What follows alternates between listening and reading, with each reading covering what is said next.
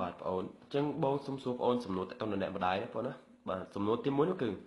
តើបងអូនសេចក្តីស្រឡាញ់របស់បងអូនទៅដល់អ្នកម្ដាយគឺថាប្រពន្ធណាដែរអូនបាទគឺថាបើនិយាយពីសេចក្តីស្រឡាញ់ពីខ្ញុំទៅដល់ម៉ាក់ខ្ញុំណាគឺថាខ្ញុំស្រឡាញ់គាត់ដោយដេកកេះខ្ញុំអញ្ចឹងព្រោះឯពេលខ្ញុំទៅកោះពេជ្រទៅជុំគ្នាមួយពួកម៉ាក់ខ្ញុំអញ្ចឹងកបិតពេញកបោបអីចឹងណានឹងហើយកបិតពេញកបោបជុំគ្នាមួយពួកម៉ាក់អង្គុយជក់បរិយហុយផ្សាយអូលយណាបងគឺថាខ្វះដេកកេះអត់បានទេអញ្ចឹងម៉ាក់ខ្ញុំគឺចឹងខ្ញុំខ្វះគាត់បានទេខ្ញុំត្រូវការសងគុណគាត់ដែរបាទកូនល្អណាស់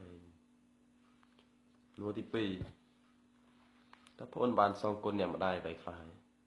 មួយថ្ងៃសួរចំសំណួរសងគុណល្មមឃើញខ្ញុំទៅនិយាយសងគុណមិញគេថាមនុស្សខ្ញុំគឺថាមិនមែនបាយស្លុយទេបងណាមិនបាយស្លុយទេខ្ញុំជួយសងគុណអ្នកម្ដាយខ្ញុំណាជាពិសេសគឺពេលសងគុណមួយពិសេសបំផុតគឺពេលដែលខ្ញុំឃើញគាត់យួរលុយច្រើនគាត់យួរលុយច្រើនធ្វើឲ្យគាត់ឈឺស្មាធ្វើឲ្យគាត់ឈឺកគាត់យួរលុយច្រើនពេកខ្ញុំឃើញទៅអាណិតគាត់ណាបងអើយដល់ហើយចឹងទៅយប់ឡើងខ្ញុំអត់ហ៊ានសុំគាត់ទេព្រោះអីសុំគាត់ខ្ញុំដឹងតែគាត់ឲ្យយប់ឡើងខ្ញុំទៅហូតម្ដងមួយសន្លឹកម្ដងមួយសន្លឹកម្ដងមួយសន្លឹកបើមួយថ្ងៃ4 5សន្លឹកចឹងខ្ញុំអាណិតគាត់ណាបងបាទបងសំណួរយើងអស់ហើយ